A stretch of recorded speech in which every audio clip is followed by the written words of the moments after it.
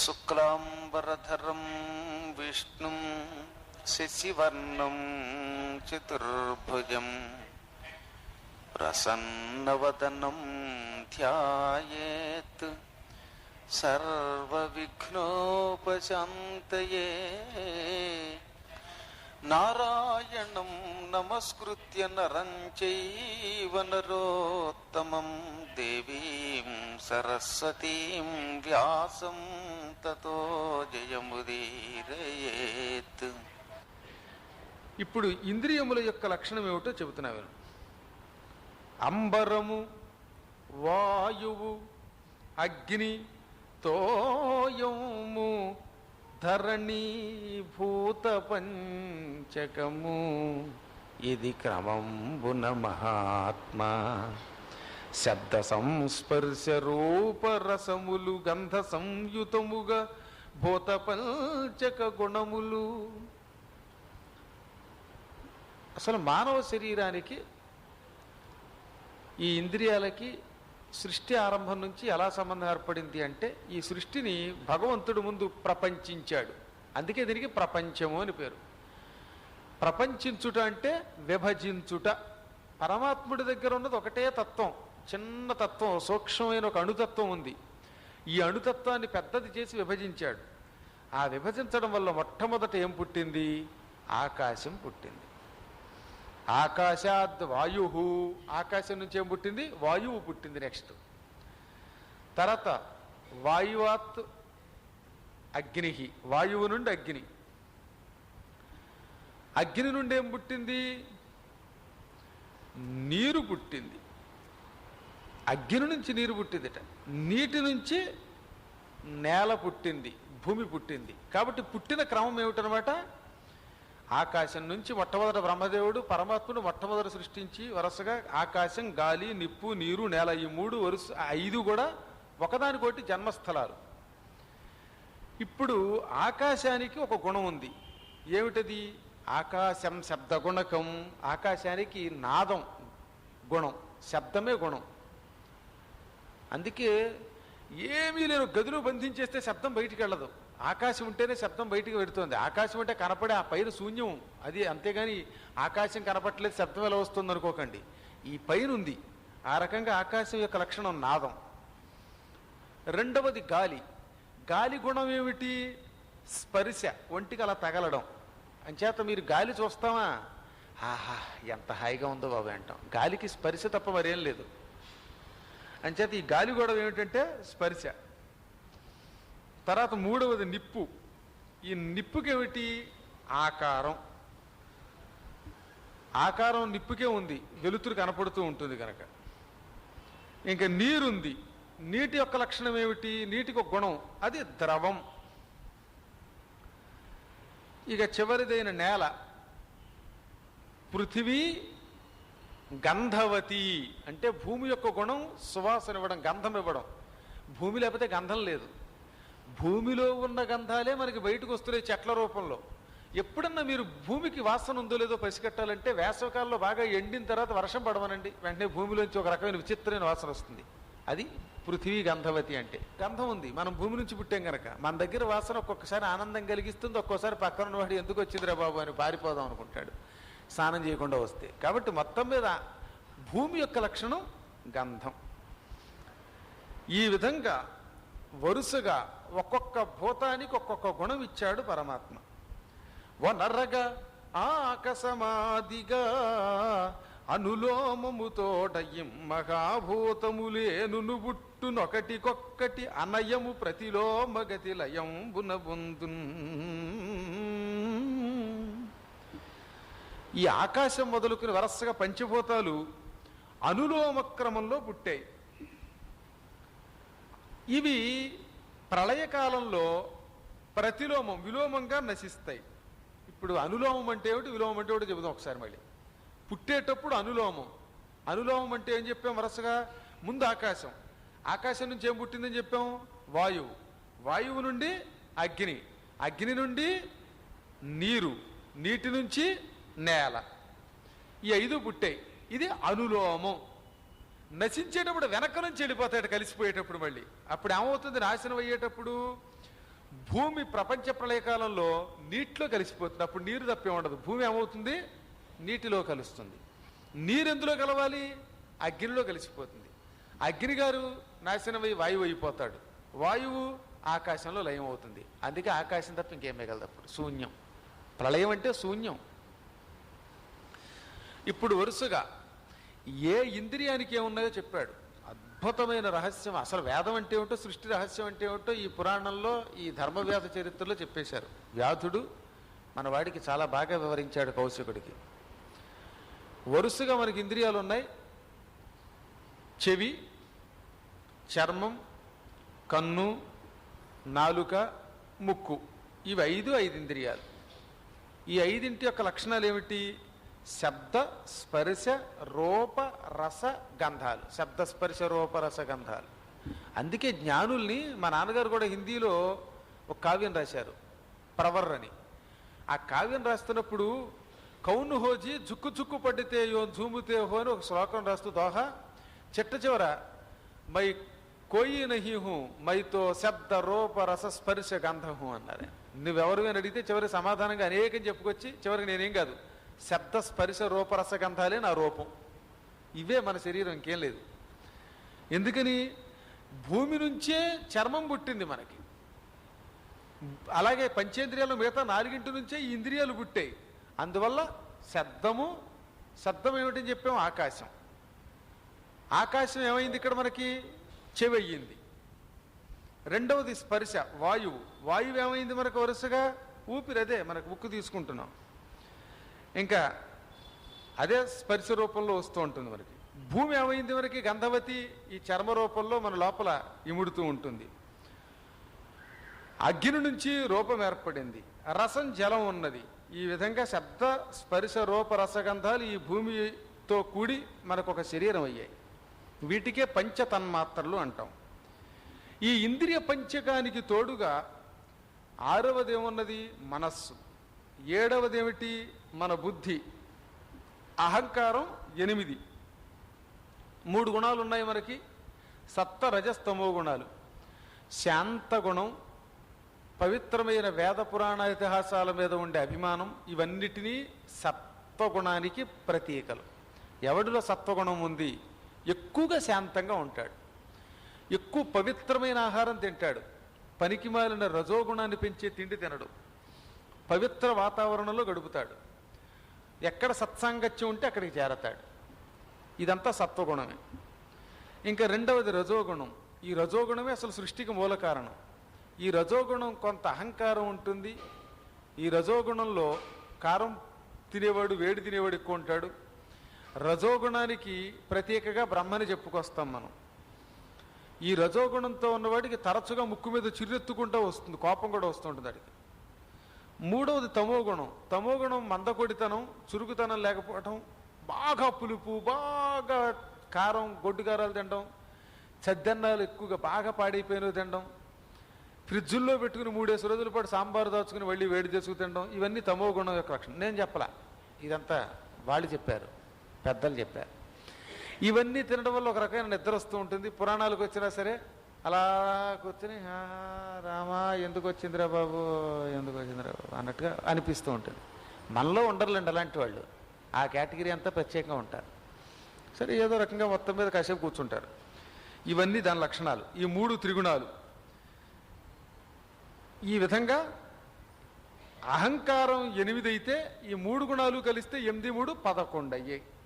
ఈ 11 మానవ శరీరంలో ఉన్నాయి. ఈ సమస్త ప్రాణులతో కూడిన ఈ ప్రపంచమంతా కూడా అవ్యక్తం అనే ఒక తత్వంలో ఉదయించింది. అవ్యక్తము అంటే కనపడనిది. కనపడని తత్వాన్ని అవ్యక్తము అంటారు. అస్సలు రూపం ఉండదు, దానికి గుణం ఉండదు, కర్మ ఉండదు, అసలు దానికి ఏమీ లేదు కాబట్టి దాన్ని చూడలేము. చూడలేని ఒక చైతన్యం ఉన్నది, అందులోంచి పుట్టింది. ఆ అవ్యక్తమే నిజమైన పరబ్రహ్మ. మళ్ళీ అందులోంచి పుట్టి అందులో లయం అయిపోతుంది. లయం అయితేనే దాన్ని ప్రళయం అన్నా లయం అన్న ఒకటే. లయానికి పక్కన ప్రా చేరిందంతే. అందులోంచి పుట్టింది, పుట్టడాన్ని భవం అన్నారు. ఏమన్నారు? భవం. కలిసిపోవడాన్ని లయం అన్నారు. అందుకే ఎప్పుడన్నా అన్నం ముద్ద అయిపోతే లయం ముద్ద అయిపోయిందిరా, లయం అయిపోయిందిరా అంటారు. అదే అంటే ముద్ద అయిపోయిందని అర్థం. మెతుకు మెతుకుగా ఉంటే చక్కగా ఏ మనిషికి ఆ మనిషి, ఎంకాయమ్మ ఉంది, పుల్లాయమ్మ ఉంది, దెబ్బాయమ్మ ఉంది, దబ్బాయమ్మ ఉంది, అందులో అందరూ ఉంటారు. అదంతా అన్నమంతా ఇలా చివిడిపోయి ముద్ద అయిపోతే ఇంకేం లేదు, వెంకాయ లేడు, పుల్లయ్య లేడు, అంతా కలిసిపోయి ఇలా అయిపోయారు. ఇలా అయిపోయి ఏమైపోయింది, అప్పుడు ఇదంతా ఒక పరబ్రహ్మ మిగిలిపోయాడు అక్కడ. అదనమాట. అంటే విడిగాను ఉంటుంది, అది కలిసి ఉంటుంది, ఇన్నిటిగా ఉంటుంది, ఇన్ని కలిసిన ఏకైక తత్వంగాను ఉంటుంది. ఏకైక తత్వాన్ని అవ్యక్తం అన్నారు, అనేకంగా విభజింపబడితే అదే సృష్టి భవము అన్నారు. ఇప్పుడు మళ్ళీ ఇక్కడ ప్రపంచము అంటే ఏమిటో చెప్పాడు. ప్రపంచం అంటే అసలు నిజానికి అర్థం ఏమిటి? విస్తారమైనది, అనేకమైన వాటితో కూడినది, విరివిగా ఉండేది అని అర్థం ప్రపంచం అంటే. ఇదే బ్రహ్మగారి యొక్క సృష్టి రహస్యం. ఇప్పుడు దీని మతాలు కూడా కొన్ని తత్వాలు చెప్పాయి కదా, అవేమిటో కూడా చెప్పాడు. పురాణాదుల్లో ముందే చెప్పారు. బౌద్ధ మతం ఏముంటుందంటే ఈ సృష్టి అంతా శూన్యం, శూన్యం నుంచి పుట్టి శూన్యంలో కలుస్తుంది, అంత శూన్యం తప్పేమీ లేదు. అందుకే వీళ్ళు పునర్జన్మను ఒప్పుకోరు. వాళ్ళు ఇంకా పునర్జన్మ ఎక్కడుంది, శూన్యంలో పుట్టి శూన్యంలో కలుస్తారు కాబట్టి నీకు జన్మ లేదంటున్నారు వాళ్ళు. అది వాళ్ళనే మాట. చార్వాకులు ఏమంటున్నారు? చార్వాకులు అంటే ఒక రకమైన నాస్తికులు. ఆ రోజుల్లో చార్వాక మతం అని రాముడి కాలంలో కూడా ఉంది. జాబాలి అనేవాడు అలాగే మాట్లాడితే తంతానన్నాడు రాముడు. వాళ్ళ దేవుడు లేడు, దెయ్యం లేదు, అది లేదు, ఇది లేదు, పంచభూతాలే సృష్టి ఇవంతా, ఈ పంచభూతాల నుంచి మార్పుతో పుడతాడు అంటారు వీళ్ళు. అసలు ఈ పంచభూతాలు ఎక్కడి నుంచి పుట్టాయో చెప్పరు వాళ్ళు. పంచభూతాల నుంచి వీడు పుట్టాడు బాగానే ఉంది, మరి పంచభూతాలు ఎక్కడి నుంచి పుట్టాయి దానికి సమాధానం వాళ్ళ దగ్గర ఉండదు. అదంతా వాటంతా అవే పుట్టేసేయట. అది వాడు అంట. వెనకటికి ఒకడు ఉండేవాడు, నేనెవరి వల్ల పుట్ల, నాకు నేనే పుట్టాను అన్నాడు వాడు. వాడు ఎవడో పరమాత్ముడు పాపం. అర్హతులు అని మూడో రకం కేటగిరీ వాళ్ళు ఉన్నారు. వీళ్ళు ఈ సృష్టిలో రెండే రెండు ఉన్నాయి, ఒకటి జీవం, ఒకటి నిర్జీవం అన్నారు. ఇలా మాట్లాడే వాళ్ళంతా పద్మాకర్ గారు ప్రస్తుతం జీవం, ఓ 50 ఏళ్ళకో 25 ఏళ్ళ తర్వాత ఎప్పుడోకప్పుడు మళ్ళీ నిర్జీవం, అంతే, ఇంకేం లేదు సృష్టి. ఈ జీవం ఎలా పుట్టింది, నిర్జీవం ఎక్కడికి వెడుతుంది, ఇవేం వాళ్ళకి సమాధానం లేవు. ఈ సృష్టి అంటే జీవం నిర్జీవం అన్నారు. వీళ్ళని అర్హతులు అంటారు. ఒరే బతికున్నప్పుడు తిను తాగు నీ ఇష్టం వచ్చినట్టు తిరుగు హాయిగా, బతికున్నావు జీవం, చచ్చావు ఏముండదు, అంచేత శుభ్రంగా తినండి తాగండి అంటారు. బౌద్ధంలో ఇది ఒక శాఖ కూడా. మనకి శివపురాణంలో చెప్పుకున్నాగా, ఆ త్రిపురాసుర సంహార సమయంలో వాళ్ళని పాడు చేయడం కోసం విష్ణుమూర్తి ఈ అర్హతుడి వేషం వేసుకుని అక్కడికి వెళ్ళి, నేను అరిహంత అని పేరు పెట్టుకుని తిను తాగు తిరుగు హాయ్ శుభ్రంగా, సాయంకాలం వేసరికి బుడ్డి పుచ్చుకో అని చెప్పాడు వాడు. ఇది చెప్తే ఎంతోమందికి ఎంత ఇష్టమో, అప్పుడు నాకు కూడా సన్మానం చేస్తారు పాపం. వాళ్ళ కోసం అలా చెబుతాం, ఇది అర్హతులు చెప్పే మాట. సాంఖ్యులు అని ఉన్నారు. వీళ్ళేం చెబుతున్నారంటే, ఓరి పిచ్చాడా, పంచభూతాల నుంచి పుట్టారే ఈ సృష్టి అంతాను. పంచభూతాలు, సాంఖ్య అంటే సంఖ్య, పంచభూతాలు ఒక 5 సంఖ్య ఉంది. ఈ పంచభూతాలకు 5 తన్మాత్రలు ఉన్నాయి, అదొక 5.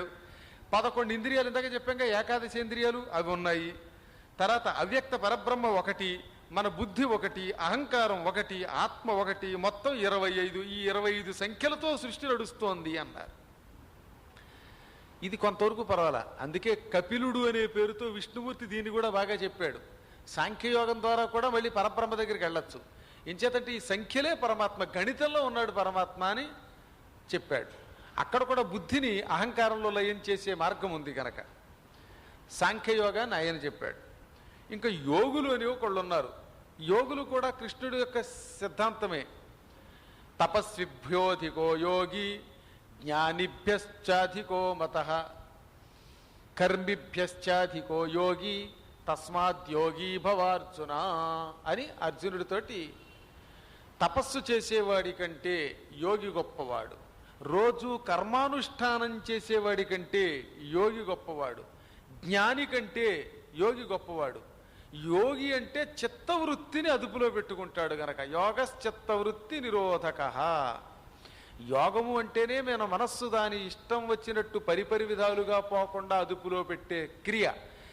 ఈ మనస్సు అదుపులో ఉండడం ద్వారా యోగి మిగతా వాళ్ళకంటే గొప్పవాడు కడతాడు. అదుపులో ఉన్నవాడిని చెప్పేది.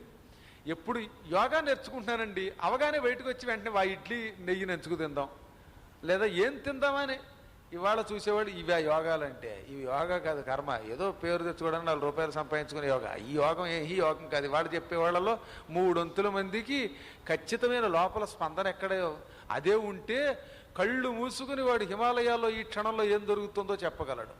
కానీ అభ్యాసం చేయడానికి ఒక మార్గం ఇది. ఆ మార్గం తిరస్కరించకండి. మార్గం గొప్పది, కానీ మేము నిజంగా యోగులము, యోగ గురువులము, మళ్ళీ గురువులకి పక్కన జీలోటి అంచేత హిందీ పదం చేర్చి, ఇవన్నీ తప్పు లేదు, కానీ నిజమైన యోగంలోకి అడుగు పెట్టడానికి ఇది ఉపయోగపడాలి అని శాస్త్రం చెప్తాను. తప్పని అండల్లో మళ్ళీ నువ్వు నేర్చుకో, పేరు ఏదైనా పెట్టు, శాస్త్రబద్ధమైన పూర్తి యోగానికి మాత్రం వెళ్ళడానికి ప్రయత్నం చెయ్యి. వెడితే లాభం. ఇక్కడ మిగిలిపోతే ఈ కాస్త గౌరవాలు దండలే మిగులుతాయి, ఇంకేం తర్వాత ఏం వేయగలవు. ఈ యోగులు ఏమంటున్నారంటే, అసలు మొత్తం సాంఖ్యయోగంలో చెప్పాక ఇందాక 25 ఉన్నాయని వరసగాను, ఏమిటి పంచభూతాలనేవి 5 అని, తన్మాత్రలు 5 అని, 11 ఇంద్రియాలు ఉన్నాయని, తర్వాత అవ్యక్తం 1 అని, బుద్ధి 1 అని, అహంకారం 1 అని, ఆత్మ 1 అని, మొత్తం 25. ఈ 25 సాంఖ్యులు ప్లస్ ఈశ్వరుడు ఒకడున్నాడు. ఆ ఈశ్వరుడి దగ్గరికి వెళ్ళడమే యోగి యొక్క లక్షణం. అందుకే యోగి అనకుండా యోగీశ్వర అంటున్నాం మనం. ఆ ఈశ్వర శబ్దం లేకపోతే యోగి లేడు అసలు. ఎత్ర యోగీశ్వర కృష్ణో ఎత్ర పార్థో ధనుర్ధరః తత్ర శ్రీర్విజయో భూతి ధ్రువ నీతిర్మతిర్మమాని. యోగి అనకుండా యోగీశ్వర అని. యోగికి ఎప్పుడూ కూడా 25 సంఖ్యలతో పాటుగా ఈశ్వరుడు కూడా ఉండాలి. అసలు ఈశ్వరుడు నుంచి ఇవన్నీ పుట్టాయి, మళ్ళీ ఇవి ఈశ్వరుడులో లయమవుతాయి. కాబట్టి మొత్తం సృష్టికి మూలకారకుడు ఈశ్వరుడు. ఈశ్వరుడు ఒకడే సత్యం. ఆ ఈశ్వరుడు అనే శబ్దానికి అధిపతి అని అర్థం. ఆ అధిపతిని తెలుసుకోవడమే యోగి చేస్తాడు. కాబట్టి యోగులు ఏమన్నారంటే, సాంఖ్యాలతో 25తో పాటు ఈశ్వరుడు అనేవాడు ఒకడున్నాడు. ఇప్పుడు ద్వైత మతంతో ఉంటున్నారు కదా, ఈ ద్వైతులు ఏమంటారు? ఏంలా స్వతంత్రం అస్వతంత్రం. భగవంతుడు అనేవాడు ఒకడున్నాడు, ఆ విష్ణుమూర్తినే నమ్ముతారు, వాళ్ళకి దేన్ని నమ్మరు. విష్ణువు అనేవాడు స్వతంత్రుడు, మనందరం దాసులం, మనం అస్వతంత్రులం. అస్వతంత్రులు అంటే దాసుడికి స్వతంత్రం ఉంది. సలామలేక్ అడియేం అప్ప అంటామే, అడియేన్ అంటే అదనమాట, దాసుడిని బాబోయ్ అని. నేను నీ దాసుడిని, ఇంకా నాకేం లేదు, నువ్వేం చెబితే చేస్తాను. దాసాను దాసుడిని అనడం ఒక సంప్రదాయం. ఈ దాస సంప్రదాయం ద్వారా పరమాత్మ దగ్గరికి వెడతాం. ఎప్పటికీ పరమాత్మలో వీడు కలవడం. పరమాత్మ అలాగే ఇక్కడే కూర్చుంటాడు, వీళ్ళు ఎదురుగుండా కూర్చుంటారు, సలామలేకుం అని నమస్కారం చేస్తూ వీడు ఎప్పుడూ ఉంటాడు. అది వాళ్ళ తత్వం. స్వతంత్రం అస్వతంత్రం, జీవుడు పరమాత్మ ఇద్దరు వేరే. ఈ రెండు ఎప్పటికీ స్వతంత్రం అస్వతంత్రం అవ్వదు, అస్వతంత్రం స్వతంత్రం అవ్వదు. విశిష్టాద్వైతులను ఉన్నారు రామానుజ మతం. వీళ్ళేమంటారు, ఈ సృష్టి అంతా తత్వత్రయం మీద ఆధారపడింది, మూడింటి మీద ఆధారపడింది. ఏమిటా మూడు? ఒకటి చిత్తు, ఒకటి అచిత్తు, ఈశ్వరుడు. మామూలు ప్రజలందరూ అచిత్తులో ఉంటారట, సర్వసాధారణంగా కుటుంబంలో ఉండేవాళ్ళంతా. ఈ జ్ఞానులైన మహాత్ములైన సన్యాసులు చిత్తు స్థితిలో ఉంటారట. అచిత్తు నుంచి వాళ్ళు చిత్తులోకి వెళ్ళారు. ఈ అచిత్తు నుంచి చిత్తులోకి వెళ్ళిన వాడికి లక్ష్యం ఈశ్వరుడు. ఆ పరమాత్మ ఒకడున్నాడు. ఆ పరమాత్మని ఈ అచిత్తులో ఉన్నవాళ్ళని ఈ చిత్తులో ఉన్నవాడు తీసుకెడతాడు. దండం ఒకటి పుచ్చుకుని, మీరందరూ నాకు దండం పెట్టండి, నేను ఆయన దండం పెడతాను, మీ అందరికీ నామస్మరణం అది ఇచ్చి మిమ్మల్ని అక్కడికి తీసుకెడతానని చెబుతారు వాళ్ళు. అందుకే ఈ చిత్తు అచిత్తు ఈశ్వరుడు మూడు విశిష్టాద్వైతుల లక్షణం. ఇంకా అద్వైత తత్వం ఉన్నది. ఇదేమిటి? ఏం లేదంతా, అంతా బ్రహ్మం, సర్వం కల్విదం బ్రహ్మ అంటారు వాళ్ళు. అంతా బ్రహ్మే, నువ్వు బ్రహ్మే, నేను బ్రహ్మే, శేషా బ్రహ్మే, శేషా పుచ్చుకునేవాడు బ్రహ్మే, అందరూ బ్రహ్మే అంటారు. ఎప్పటికైనా చివరికి అంతా అక్కడికే వెళ్ళి లయమైపోతారు. కాబట్టి చివరికి ఎవడన్నా అక్కడికి కలవలసిందే, తప్పదు ఎలాగో. అది అద్వైతత్వం. ఈ విధముగా ఒక్కొక్కరు ఒక్కొక్క మార్గమును అనుసరించి ఈ సృష్టిలో ఉండే విశేషాలను తెలుసుకుంటున్నారు, జీవితం గడుపుతున్నారు, మోక్షం పొందడానికి ప్రయత్నం చేస్తున్నారు. ఇవి ఇంద్రియాల యొక్క లక్షణాలు. అవ్యక్తతత్వమరయగ అవ్యక్తం వయ్యు ఇట్టిదై లక్ష్యమగును సువ్యక్తేంద్రియ భూత దివ్యవకారలింగ దృష్టాకృతి అయి. ఇందులోకి వెళ్లే ముందు ఒక ఆయన వచ్చాట ఓ రాజుగారి దగ్గరికి. రాజుగారు మంత్రి గారు చక్కగా కుర్చీలో కూర్చున్నారు వాళ్ళ వాళ్ళ ఆసనాల్లో. ఆయన వచ్చి, మంచి సన్యాసి గారు, అంతా బ్రహ్మం, నీవు బ్రహ్మం, ఆవిడ బ్రహ్మం, సర్వం కల్విదం బ్రహ్మ, అంతా బ్రహ్మమే అన్నట్ట. రాజుగారు మంత్రి గారు కొంచెం వెర్రి రాజుగారు, వెర్రి మంత్రి. అంతా బ్రహ్మమే అని చెప్పారు గురువుగారు అనుకుని, అయ్యా నమస్కారం అండి అన్నారు. ఆయన పంపేశారు. ఇంటికి రాగానే రాజుగారు పెళ్ళాన్ని పిలిచి అంతా బ్రహ్మం అన్నారు. రేపటి నుంచి నువ్వు దాసీగా పనిచేయని, దాసీదాన్ని పట్టుకొచ్చి అంతా బ్రహ్మమే, నువ్వే నా పట్టపురాణి అన్నట్ట. దాసీదా ఆనందపడిపోయింది, అది పట్టపురాణి అయింది. రాణిగారి మాత్రం పని చేయడం మొదలెట్టారు. రోజు అన్నం వండడం, చీపురు గట్ట తోడడం రాణిగారి పని, ఈవిడ పనిది. అన్నీ అంతే అస్తవ్యస్తం చేశాడు. మంత్రి గారు కూడా అంతే, పెళ్ళాన్ని దాసిని చేశాడు, దాసిని పెళ్ళాన్ని చేశాడు. అప్పట్లో తన్నలేదు వాళ్ళని, రాజుగారు మంత్రి గారు కదా పదవులు వస్తాయి కాబట్టి వాళ్ళు. ఇలా అస్తవ్యస్తం అయిపోయింది మొత్తం వ్యవస్థ. ఓ ఏడాది పోయాక గురువుగారు మళ్ళీ వచ్చాట, ఏం జరిగిందో చూద్దామని. అంతా బ్రహ్మమే అంటూ సేవకుడిని పట్టుకెళ్ళి మంత్రిని చేయడం, మంత్రిని తీసుకెళ్ళి ఇంకోటి చేయడం, ఇలా అంతా అస్తవ్యస్తంగా ఉంది రాజ్యం అంతా. వాడు బ్రహ్మమే, ఇది బ్రహ్మమే కదా అని చెప్పేసి, నాయనా బ్రహ్మం దా ఉపన్యాసం చెప్పని నేను ఇక్కడ కూర్చోబెట్టి వీడికి ఎందుకు కూర్చునేవట. ఈ బ్రహ్మం గారు ఉపన్యాసం చెప్పలేకపోతున్నారు, ఇంచేతంటే ఆయన బ్రహ్మమే అవ్వడానికి, కానీ ఉపన్యాసం చెప్పే బ్రహ్మగది ఈయన. అది వచ్చింది ఎప్పుడు. అంచేత ఇలా ఏదేది చేయాలో చేయకూడదు అన్ని చేసి పారేసాడు వాడు అస్తవ్యస్తం.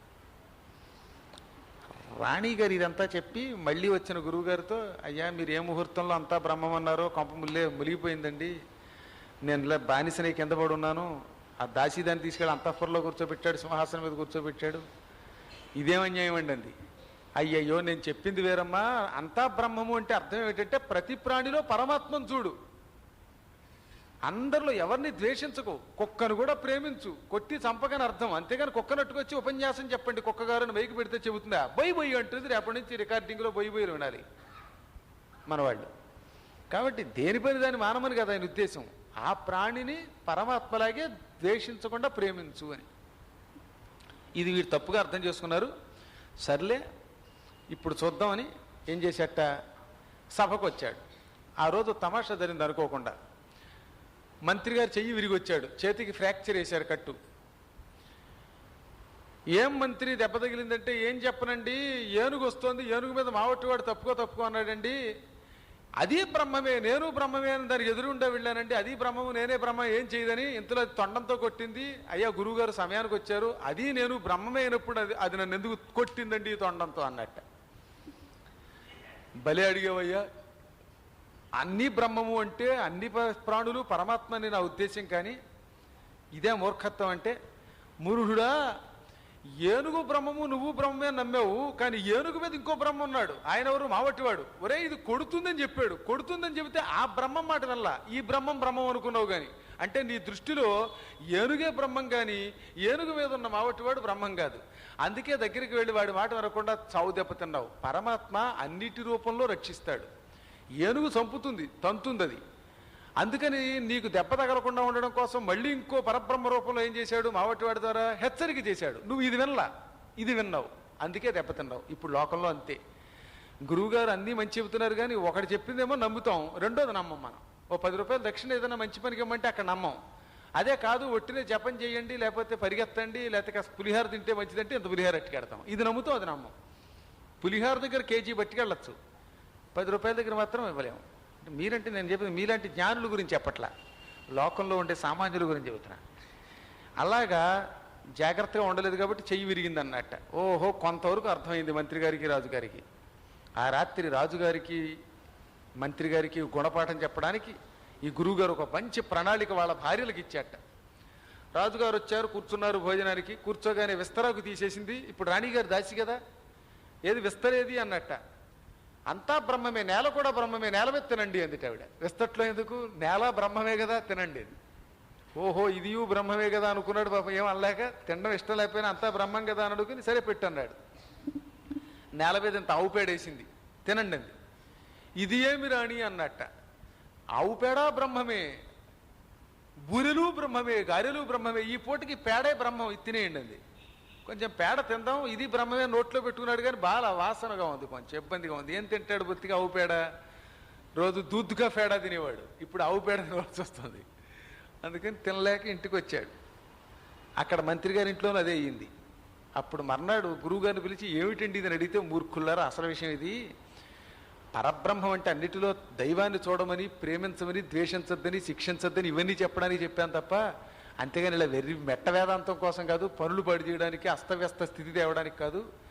నిజంగా నువ్వు పరబ్రహ్మం అనుకున్నప్పుడు రాణిని దాస్యం చేసావుగా, నువ్వు దాసుడు అయ్యావా, నువ్వు మాత్రం సింహాసనం మీద కూర్చుంటావా, ఆవు పేడ తినలేవు, ఇంత పాల పేడ తింటావు తినప్ప అని మందరించాక అప్పుడు వాడికి జ్ఞానోదయం అయింది. కాబట్టి అద్వైతులు పిలిచే బ్రహ్మం యొక్క అసలు తత్వం ఏమిటంటే, అవ్యక్తంగా కనపడకుండా, ఎక్కడ ఎవరికి ఏమీ రూపాకారం లేకుండా ఆనందాన్ని ప్రసాదించే ఒక తత్వం ఉన్నది, దివ్యం. దీన్ని అవాంగ్మానస గోచరం అన్నారు. ఇది అనుభవం ద్వారా సంపాదించాలి. అవ్యక్త పరబ్రహ్మని ఎలా పొందుతాం అంటే అనుభవం, ఆనందం వల్లే. గాలిని స్పర్శ ద్వారా ఎలా అయితే మనం పొందుతున్నామో పరబ్రహ్మని కూడా కేవలం అనుభవం ద్వారానే తెలుసుకోవాలి తప్ప మరో రకంగా తెలుసుకోలేము. లోక వ్యవహారంలో ఇంద్రియాలన్నీ అంతే. ఇప్పుడు నాలిక మీద రుచి పడింది, రుచి ఎలా ఉంది నువ్వు ఎలా చెప్పగలవు? అది చూపించలేవు కదా. నువ్వు తిన్న బూరి రుచి బయటికి తీసి కక్కి చూపిస్తావా అసహ్యంగా? లేదండి నాలిక మీద బూరి తిన్నాను తీయగా ఉందని చెప్పుకోం. పోనీ ఆ తీపి అవతలవాడికి అర్థమవుతుందా? అది వాడు తింటేనే అర్థమవుతుంది. కారం కాని రీపి కాని రుచి కాని మనం తింటే కానీ ఎవరికి వాడికి తెలియదు. మామూలు తిండి పదార్థాలే మనం తింటే కానీ తెలియనప్పుడు పరబ్రహ్మానందం మాత్రం ఒకటి చెబితే వస్తుందా? ఎన్ని చెప్పినా ఎవడి ఆనందం వాడు పొందవలసిందే. అందుకే ఉద్ధరేదాత్మనాత్మానం అవసాదయ్యత్ అన్నాడు గీతాచార్యుడు. ఒరే ఎవడిని వాడు ఉద్ధరించుకోవాలిరా, ఎవడిని ఉద్ధరించలేడు. చెప్పడం ద్వారా నీకు మార్గం చూపిస్తాడు తప్ప మార్గం లోపి నీకు తొయ్యలేడుగా. రండి కాశీ అన్నా, నేను అందరినీ తీసుకెళ్ళగలనా? వస్తానంటే తీసుకెళ్ళగలను, కానీ అంతకుమించి నేనేం చేయలేను. అలాగే సృష్టి రహస్యం. అవ్యక్త తత్వాన్ని లౌకికులైన మానవులు ఆ రకంగా అనుభవంతో గ్రహిస్తారు నాయన. అది సాకారం అవ్వచ్చు, నిరాకారం అవ్వచ్చు, మొత్తం ఆ తత్వం అని ఆ తత్వం గురించి చెబుతున్నాడు. అది తెలుసుకుందాం మళ్ళీ యథాప్రకారంగా రేపు. స్వస్తి ప్రజాభ్య పరిపాలయంతాం న్యాయేన మార్గేణ మహీం మహీజాః గోబ్రాహ్మణేభ్యః శుభమస్తు నిత్యం. లోకాః సమస్తాః సుఖినో భవంతు.